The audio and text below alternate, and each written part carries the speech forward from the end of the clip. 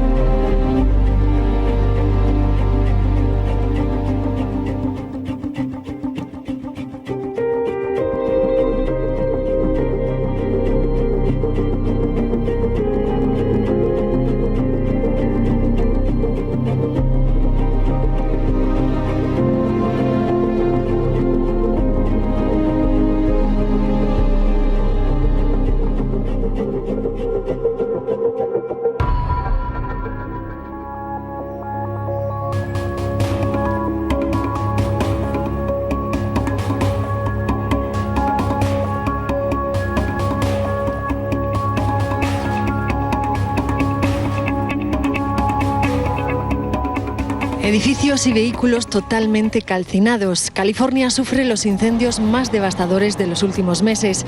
En 6 días el fuego ha obligado a 20.000 personas a abandonar sus casas.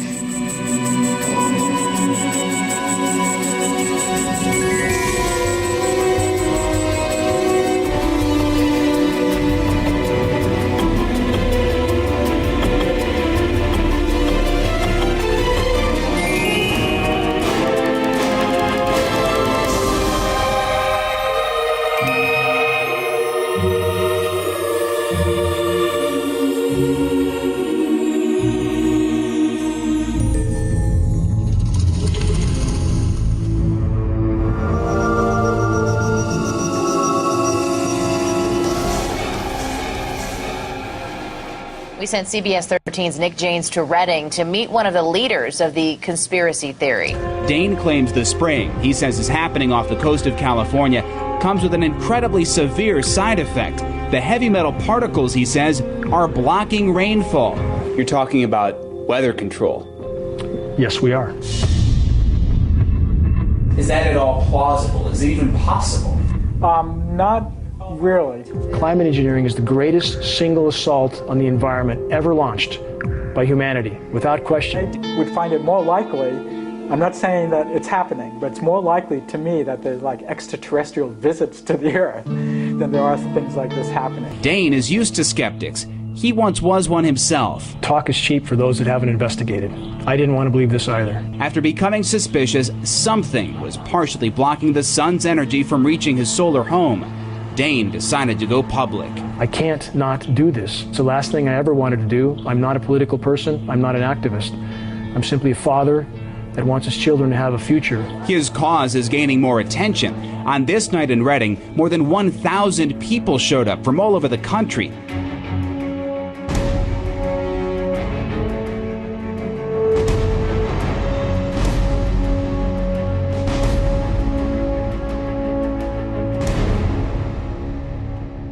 My deepest and most sincere gratitude to everyone who has shown the courage to try to discover what the truth is.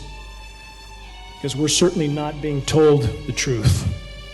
And we live in a society that has so far been run by tyrants and cowards who serve them.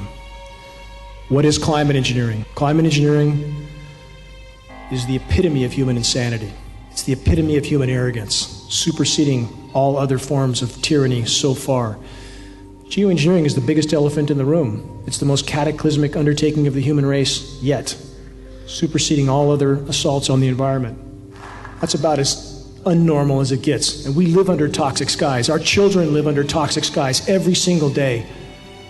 Anybody who thinks that sky is normal needs a serious reality check. I can't tolerate life like that. I would rather go down to my last breath sounding the alarm than to accept life under toxic skies. 4 photographs, 3 of heavily geoengineered skies, aerosolized skies, 1 untainted picture. How many of us even remember what such a sky looks like? It's so seldom. We have lost track. These programs have been occurring for 65 years. How can they get away with this? Because we're letting them get away. Because we're on our iPhones, watching football games, and that reality will not continue much longer. It's important to understand that the greatest lie ever perpetrated on the human race is the lie of the condensation trail. By design, that engine is nearly incapable of producing any condensation trail except under the most extreme circumstances, which very rarely exist. Watch here. You have a C-17 Globemaster and an AWAC. Watch. 1 aircraft just turned off. Spray trail stopped right there. Keep watching. There's the aircraft. No spray coming out. Nothing. Keep watching. Frame will change. There it is. Just turned on. Are you telling me that's condensation? Absolutely not. When you walk down the road on a cold day, which we don't have much of anymore, and your breath condenses, do you walk down the road a mile and look behind and see a cloud hanging behind you? No, you don't. What do aerosolized microwave clouds look like? That's what they look like. And we have the meteorological community telling us this is normal. We have meteorologists now reading scripts. That's all they do. This is the society we live in. These clouds, as you see, are aerosolized with electrically conductive nanoparticulates that can be manipulated when exposed to radio frequencies that can cause them to repel each other. The whole ecosystem is dying right now. The marine ecosystem is dying right now. We have the largest red tides ever observed from Baja to Alaska. We have fisheries shut down. We've had 10 to 15,000 seals wash up on the shores dead. Whales threatened by metals in water, toxic metals, specifically aluminum. It's not just in the water, they're breathing it. This image is to make this point. You cannot hide from these programs. We are literally being herded off a cliff right now, every single one of us from every direction. We have to check our reality. We have to make our voices heard. The bees are collapsing. They're completely collapsing. This year is worse than any other year. They're dying in the summer now, not just the winter. They are collapsing. All the pollinators are collapsing. Aluminum is very abundant in the environment, yes. But it does not exist in the environment in free form. It doesn't exist in free form. It must be mined and refined and sprayed for it to be scattered everywhere in the environment, and that's exactly what's happening. It's not just the bees that are dying. Every single one of us is being contaminated. These materials are bioavailable. They're building up in our systems, and it doesn't matter whether you believe it or not. It doesn't matter. It's a fact. We have the lab test to prove it. Species extinction. You see the escalation. To be clear, right now, species extinction rates are 200 to 300 species of plant, animal, and insect a day going extinct. We are statistically in the 6th great mass extinction right now in the last 40 years. The point is, all you have to do is look up. It's all you have to do, and you can see that what's going on is clearly not normal. We can bring this issue to light, and all we have to do is put a crack in the dam. That's all. We don't have to dismantle the dam. All we have to do is put a crack in it, and they will not be able to stop the flow.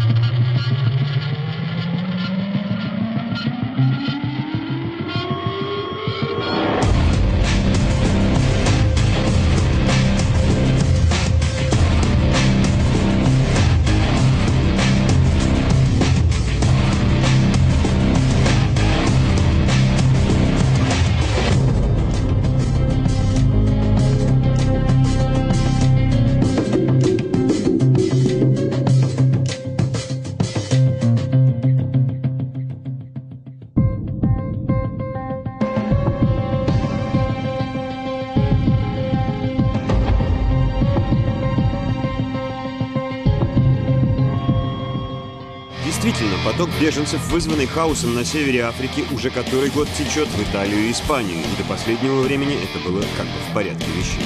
Несчастные, бежавшие от нескончаемой войны в Сирии и Ираке, до сих пор концентрировались в лагерях беженцев в соседних странах, включая Турцию.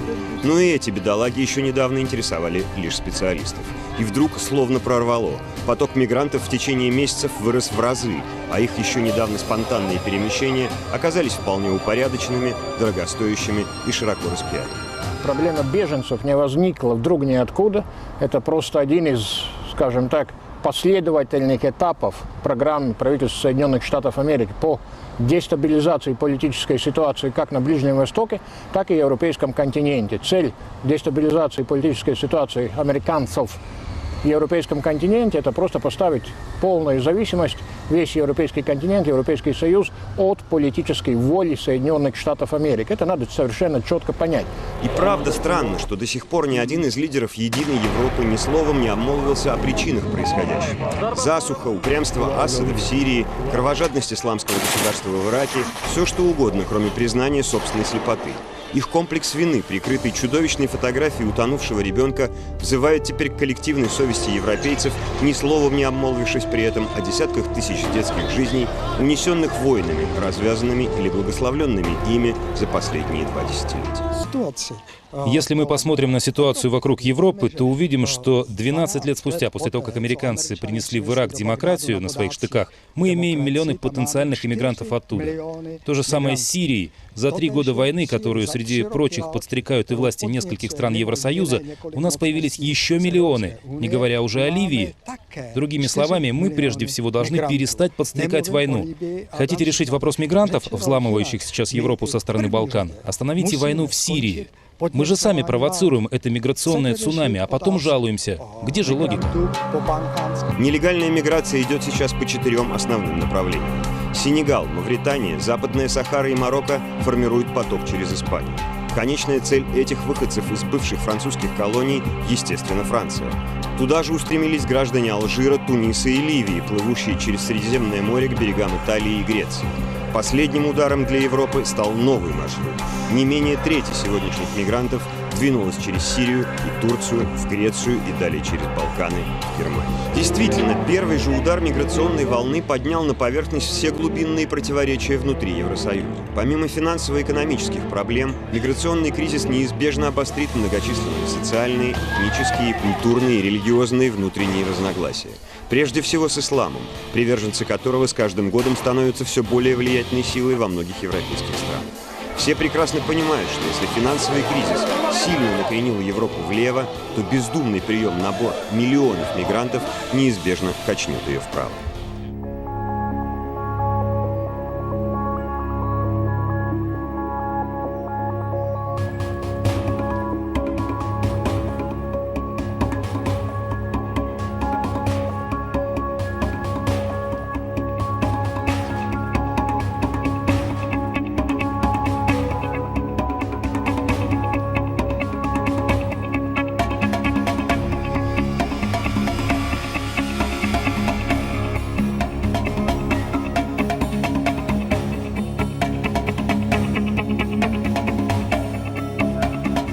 Teile dieser Republik sind im Chaos versunken.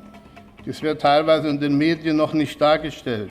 Diese Republik ist zurzeit relativ handlungsunfähig. Die Verwaltungen sind beschäftigt, Tag und Nacht zu improvisieren und zu arbeiten. Wir werden alle gefordert sein. Wenn jemand glaubt, diese Integration geht problemlos, der irrt. Wir haben sehr viele Negativerfahrungen sammeln müssen. Ich habe auch lange überlegt, ob ich darüber rede. Aber zur Wahrheit gehört die ganze Wahrheit. Kommen Sie mal zu uns ins Lager und schauen Sie mal, mit welcher Anspruchsmentalität der ein oder andere seine Rechte formuliert. Schauen Sie mal, wie man um die Lebensmittel kämpft, obwohl man nicht an der Reihe ist. Wir haben leider Gottes auch Menschen, die sich nicht an die Gesetze halten. Hauptproblem in diesen Dingen, was den Verstoß gegen die Gesetze angeht, ist auch eine steigende Aggressivität. Wenn unsere Frauen das Essen nicht mehr ausgeben können, weil sie unrein sind und die anderen das nicht essen wollen, dann schafft das Probleme. Diese innere Sicherheit und Ordnung ist in einigen Bundesländern gefährdet, weil kein Mensch weiß, wie viele Leute da sind. Sie sehen, es kommt einiges auf uns zu.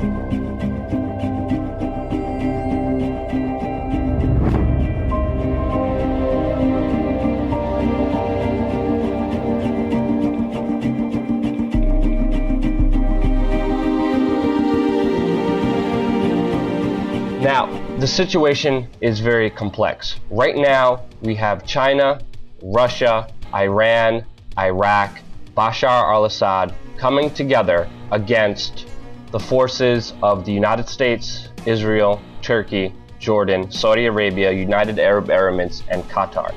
As we know from the previous history, fighting ISIS has not been the US's goal ever since 2006. According to leaked WikiLeaks documents, the US was planning to overthrow Assad. Now, Assad stood in the way of a pipeline that Saudi Arabia was planning to build that would undercut Russia and provide oil to Europe. That's why he was seen as an enemy way before ISIS.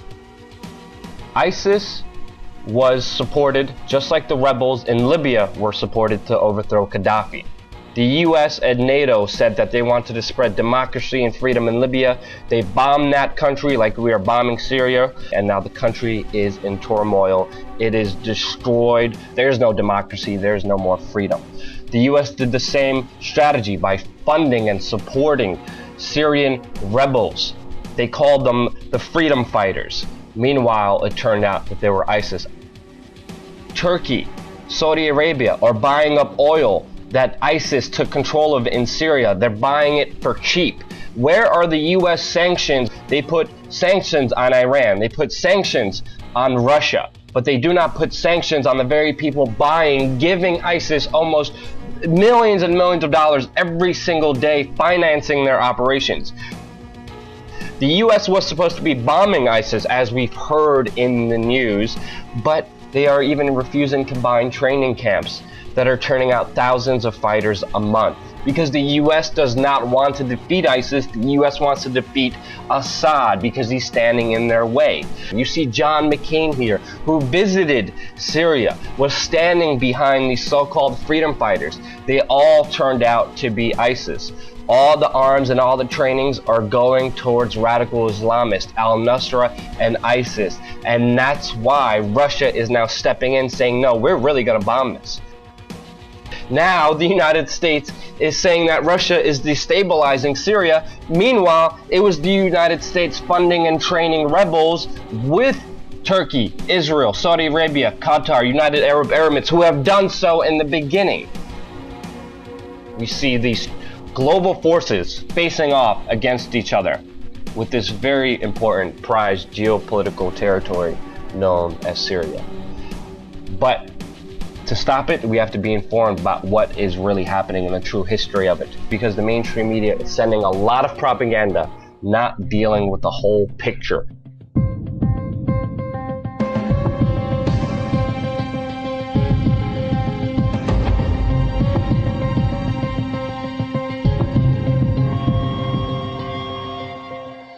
When Russia does exactly what America does, Russia is a bad guy. When America does, it's a good guy. I mean, it's almost like the Americans are saying, you know, why are you launching airstrikes against terrorists? Only we are allowed to do that. I mean, that's the attitude, and basically it kind of proves a supposition that many Russians would tell you, that no matter what Russia does, I mean, if Russia was to find a cure for cancer in the morning, the Western media would still find a way to make it look like a bad thing.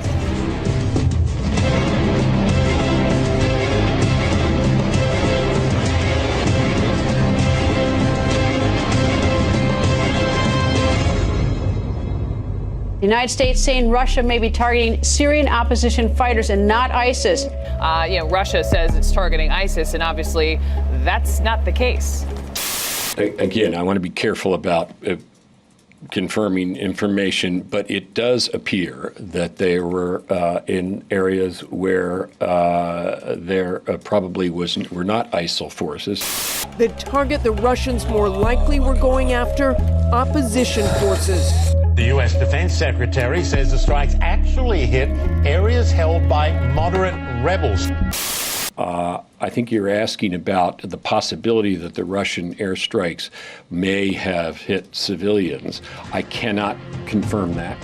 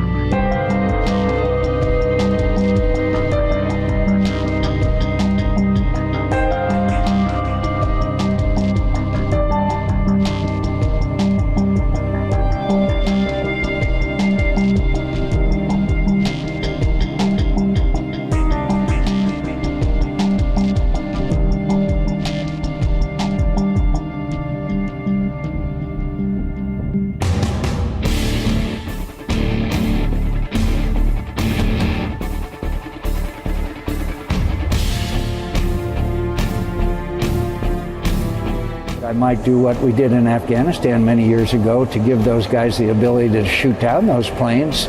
That equipment is available. Having met Vladimir Putin, I wouldn't talk to him at all. We've talked way too much to him. What I would do immediately is begin rebuilding the Sixth Fleet. I would begin rebuilding the missile defense program in Poland. I would conduct regular, aggressive military exercises in the Baltic states. I'd probably send a few thousand more troops into Germany. Vladimir Putin would get the message.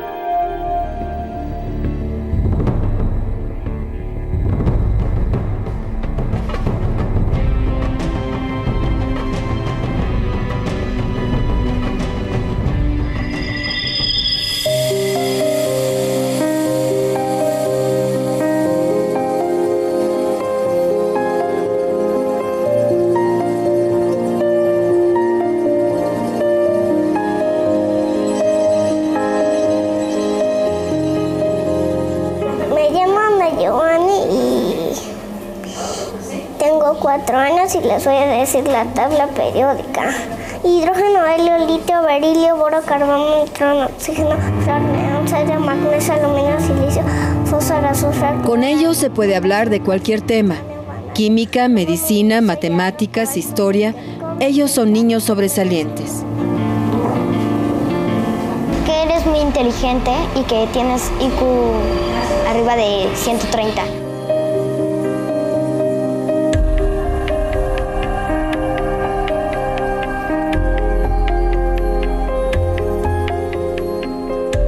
So you're in year 8. How is school going for you? Do you think you may? Is it too easy for you as well? Do you think you might have to skip a grade or two? Well, I'm really enjoying school at the moment, and I don't think I need to skip a grade. The only person that needs to challenge you is yourself. So you don't need other people to do that for you. It's in you, so you've got to challenge yourself, I think.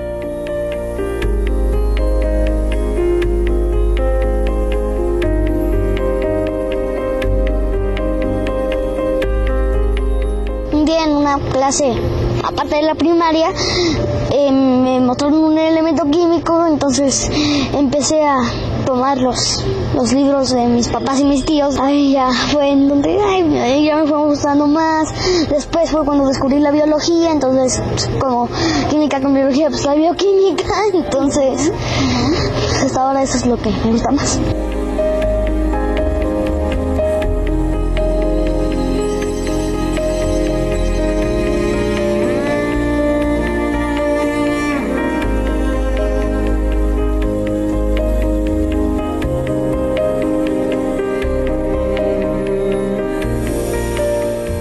eres la niña psicóloga más joven del mundo y quería preguntarte cómo te sientes. Bueno, sí me siento muy feliz porque siento que de esta manera tengo más tiempo para todavía prepararme más, porque muchos piensan que ya que acabé mi licenciatura voy a trabajar, pero no es cierto. Yo voy a seguir preparándome para en un futuro ya empezar a trabajar.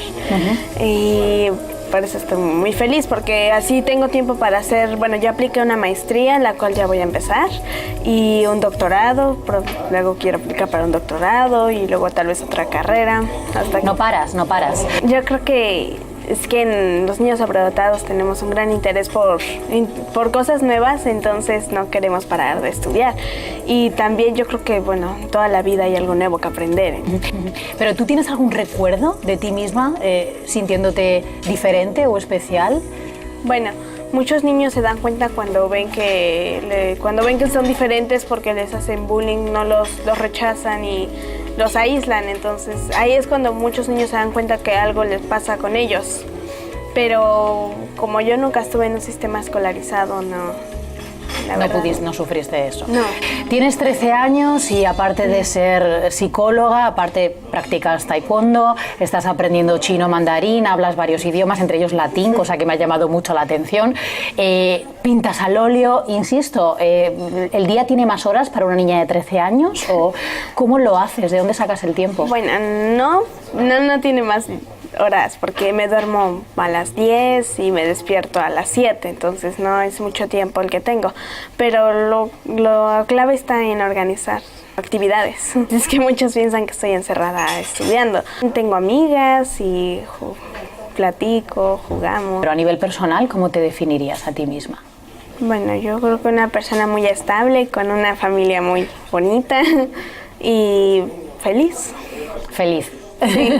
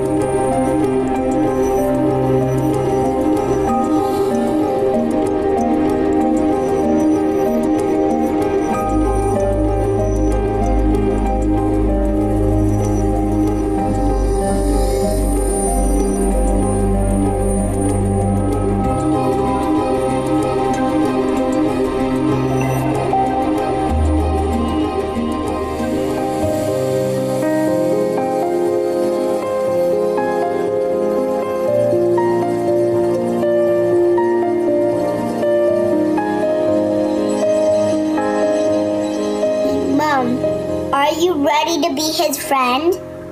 Yes. Just try your best. I don't want you and my dad to be replaced and meanies again. I want you and my dad to be placed as settled and be friends. I'm not trying to be mean. I just want everyone to be friends. And if I can be nice, I think all of us can be nice too. I'm not trying to be mean, but I'm trying to do my best in my heart. Nothing else than that. And if that's for my dad and you, Mom, I think you can do it. I think you can settle your mean heights down a little to short heights. Then it's both, okay? I'm not trying to be mean. I'm not trying to be a bully. I'm trying to be steady on the floor, not way down, on straight, on the middle where my heart is. My heart is something. Everyone else's heart is something too. And if we live in a world where everyone's being mean, everyone's gonna be a monster in their future. What if there's just a little bit of persons and we will eat them, then no one will ever be here.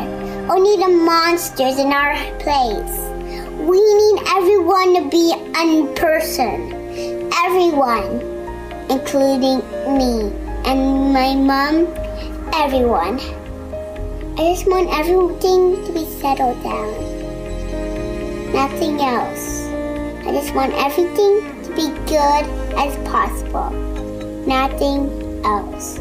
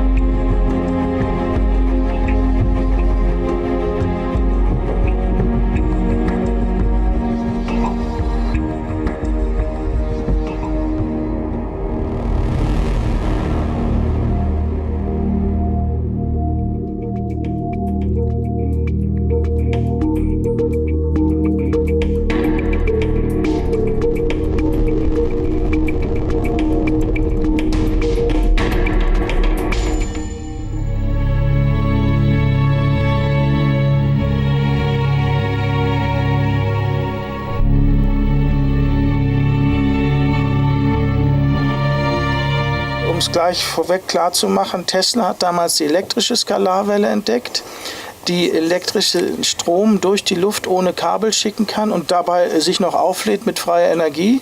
Das ist auch der Hauptgrund, weswegen die Skalarwelle dann unterdrückt worden ist. Weil sie eine Energierevolution nach sich gezogen hätte. Genau. Und dann eben, das auch noch schneller als Licht gegangen ist. Und das darf ja schon mal gar nicht sein. Es gibt Sachen, die schneller als Licht sind. Und zwar sehr viele, unter anderem Skalarwellen. Die große Entdeckung von Professor Meil war dann vor über 20 Jahren, es gibt nicht nur die elektrische Skalarwelle, die Tesla entdeckt hat und vorgeführt hat, sondern auch die magnetische Skalarwelle, die sich in Richtung des magnetischen Feldzeigers ausbreitet. Und das ist die biologisch relevant ist, die wir in unserem Körper benutzen. Die ganze Zellkommunikation arbeitet damit. Was wirklich passiert, ist, über Lichtgeschwindigkeit korrespondieren die Zellen miteinander und geben Information und Energie weiter. Und deshalb hat man dann angefangen, andere technische Wege zu beschreiten und sich in unser Gehirn mit Strahlen einzuklinken. Die Leute, die Mind Control machen, müssen sich an unseren Biocomputer anpassen. Die haben natürlich schon lange herausgefunden, dass er mit magnetischen Skalarwellen arbeitet. Deshalb müssen die das auch tun, sonst könnten sie keine Ergebnisse erzielen. Und da nicht so viele Menschen da sind, um 7 Milliarden zu steuern, müssen sie es über Computer laufen lassen. Also kann man Computer programmieren, magnetische Skalarwellen zu senden zu Menschen, um da dann alles Mögliche zu beeinflussen. Und zwar ist es nicht nur im Gehirn, dass man Gedanken lesen kann, Gedanken beeinflussen kann, auf einmal den Willen ändert, dass man eine andere Partei wählt, als man eigentlich wollte und so weiter, ohne dass man merkt, dass man beeinflusst ist. Man kann auch ans Erinnerungsvermögen ran, Erinnerungen auslöschen, falsche Erinnerungen einpflanzen und man kann auch an den Rest des Körpers ran. Man kann also Krebs erzeugen, alle Krankheiten, die man will. Und man kann auch zum Beispiel jemanden das Geschlecht wechseln lassen, dass er auf einmal da ganz anders denkt oder die Religion wechseln. Ich kenne mehrere Opfer, die auf einmal zum Islam übergetreten sind. Das ist alles durch Mind Control gemacht. Ja. Ich kenne sehr viele Opfer, die zu mir kommen und sagen, ich höre jetzt die Stimme, ich soll den und den umbringen und ich will das aber nicht und die kämpfen dagegen. Und jetzt hatten wir einen Fall in Südschweden, einen Soldat, der seine eigene Familie umgebracht hat, die er sehr liebte. Der schildert richtig, wie er dauernd dagegen gekämpft hat, gegen diese Stimmen und das zum Schluss nicht mehr geschafft hat und die dann tatsächlich umgebracht hat und dann nachher noch versucht hat, die zu retten und so weiter. Also entsetzliche Dramen, die sich da abspielen. Ein Schwede ist nach Kiruna ins Bergwerk gefahren, 700 Meter unter die Erde, um diese Strahlung loszuwerden und Stimmen im Kopf. Das wurde aber nicht besser, obwohl da unten gar kein Handyempfang mehr war oder irgendwas. Andere haben so Bleischürzen um sich herum oder Alufolien auf dem Kopf. Das hat alles nichts genützt, weil die sind immer davon ausgegangen, dass es elektromagnetische Wellen sind. Und da könnte man sich ja mit Alufolie und Blei und so weiter schützen. Das geht aber durch, diese Strahlung, weil es eine andere Wellenform ist, nämlich eine Skalarwelle. Also da ist alles machbar. Das ist eine fürchterliche Waffe. Es ist so, dass die Verbindung zwischen Computer und Mensch über ein Interface gehen muss. Und zwar am besten ein Chip, das man auf verschiedene Weise in den Menschen rein projiziert. Und diese Chips müssen sich dann mit Gewebe verbinden aus dem Körper und dadurch ist das Interface dann hergestellt. Oder aber, das ist die eine Methode, die andere ist, man hat die DNA vom Opfer. Denn unsere DNA ist eine Antenne für Skalarwellen, für magnetische Skalarwellen, sowohl als Sender als auch als Empfänger. Was ganz wichtig zu wissen ist, man kann die Informationen von Mind Control von einem Satelliten schicken, man kann sie über die Chemtrails was machen und man kann sie ganz wichtig über die Handy-Technologie schicken, weil die ganzen Handymasten und die Handyempfänger, die arbeiten auch mit Skalarwellen. Um die Antenne herum ist sogar mehr Skalarwellenanteil als elektromagnetischer Wellenanteil. Die meisten Menschen lässt man nicht merken, dass sie Opfer sind. Die hören keine Stimmen, sondern das Klassische ist, dass du nicht mitkriegst, dass du unter Mind Control bist.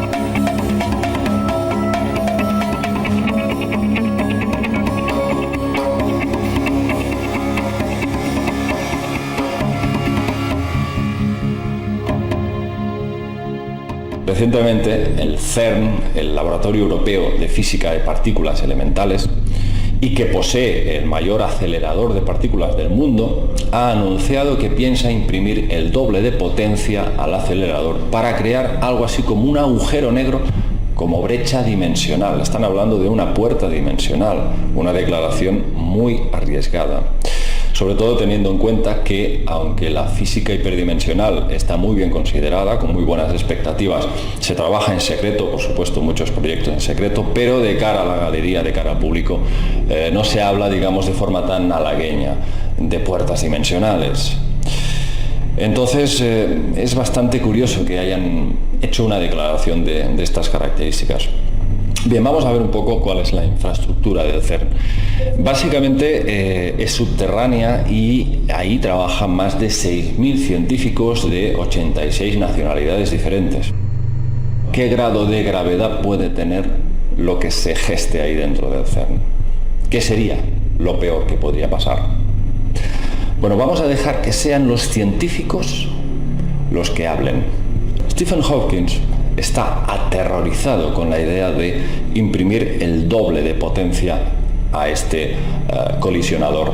Declaró lo siguiente: la partícula de Dios podría destruir el universo. El bosón de Higgs podría volverse inestable a niveles muy altos de energía, lo que podría causar el colapso instantáneo del espacio y del tiempo.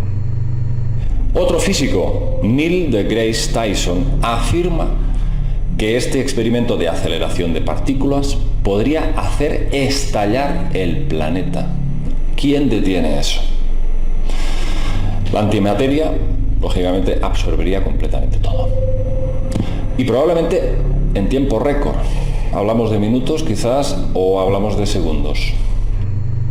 Como su nombre indica, un acelerador lo que hace es provocar la aceleración de haces de partículas a velocidades cercanas a la de la luz, para hacerlas colisionar entre ellas. Luego utilizan unos detectores para ver qué ocurre con esas partículas que han colisionado, cuáles son los efectos que se han producido, porque ahí se supone, según dicen los científicos, se produce el milagro. Aparecen nuevas partículas, pero partículas que la mayor parte no se sabe ni cómo ni de dónde han aparecido.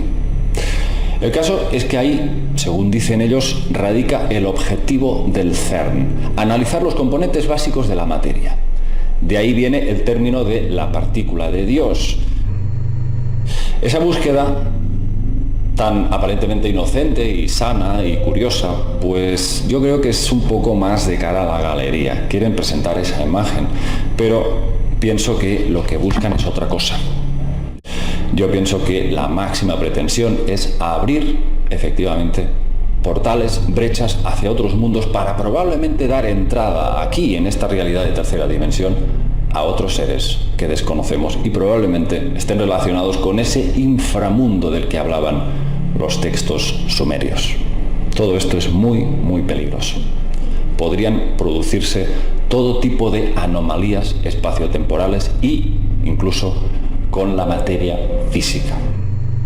Lo único que podemos hacer es estar atentos a las noticias, a todos los eventos que nos envuelven, que lógicamente solamente nos van a contar las consecuencias, pero no las causas. Siempre tenemos que tener un poco esa capacidad para descifrar qué es lo que hay más allá de la Matrix, qué es lo que hay más allá de la noticia.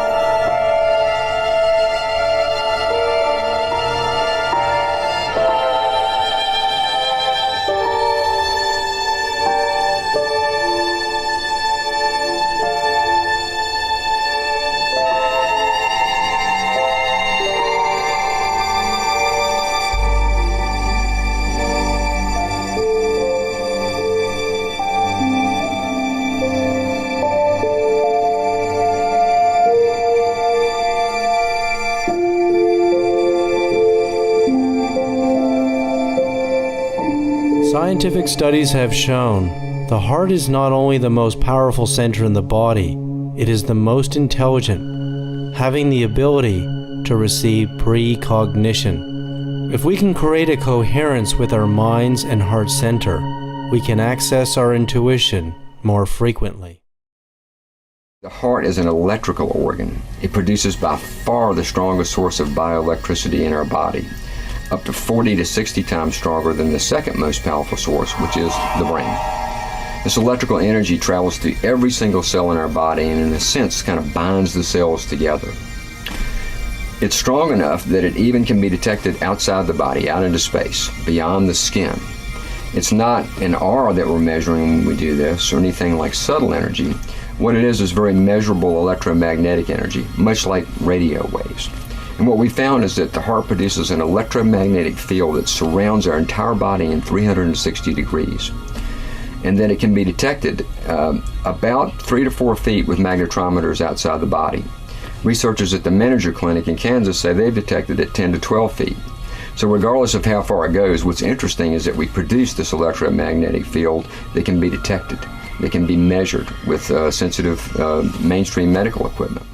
One of the interesting studies that was done here at the Institute of Heart Math with our chief researcher, Dr. Roland McCready, was a study on intuition, on the intuitive response. What we found is that the frequencies in that field, the electromagnetic energy and the frequencies that are in the radiation from the heart, actually change depending upon what we are feeling. Our emotional state influences changes in that electromagnetic signature. For instance, if we're feeling a strong negative emotion like anger or frustration, it creates what researchers call an incoherent spectra in that electromagnetic field. Lots of different frequencies fighting for power. The pattern looks very jagged and irregular, kind of like you'd see if you were looking at a pattern of an earthquake. The good news is that we see a completely different kind of feel when people are feeling positive emotions. Really heart-based emotions, emotions that have long been metaphorically associated with heart. For instance, if we're feeling real genuine appreciation or sincere care or real compassion, what we see in that field is what's called a harmonic spectra. The frequencies are now working together. They create what's called a harmonic sequence. They're not fighting for power, they're supporting one another. And all these changes occur because of what we do as human beings. The emotional qualities that we are bringing to life affect that field. Now you take that a step further. The field surrounds us in 360 degrees. We're broadcasting that energy, first of all, to our own bodies, but we're also sending it out into space. So in a sense, we are communicating our emotions through an electromagnetic field produced by the heart. Of all the energy centers of the body, the heart center produces the strongest signal. With heart disease being the world's #1 cause of death, and the heart center being the main broadcast power center of the body, we have to nurture and respect it as if our lives depend on it.